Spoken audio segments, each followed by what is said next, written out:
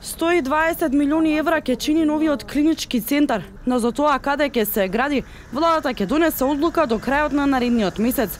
Од владата не открива дали клиничкиот центар ќе се гради на нова локација или новиот објект ќе биде изграден кај веќе постоечките болници. Инвестицијата за изградба на клиничкиот центар ќе чини 120 милиони евра, од кои 70 милиони евра се кредит од Банката на Советот на Европа, а останатите од буџетот.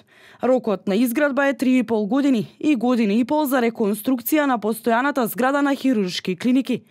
Од владата информираа дека во новиот објект на Универзитетскиот клинички центар Мајка Тереза ќе бидат сместени 21 клиника, додека 4 клиники ќе останат на истите локации.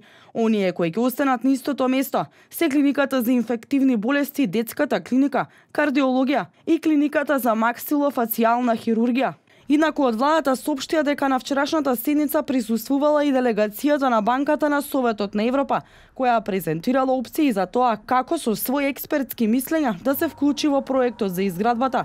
До крајот на февруари владата ќе избере една од опциите, пошто ќе биде започнат процесот на реализација на проектот за изградба на Универзитетскиот клинички центар.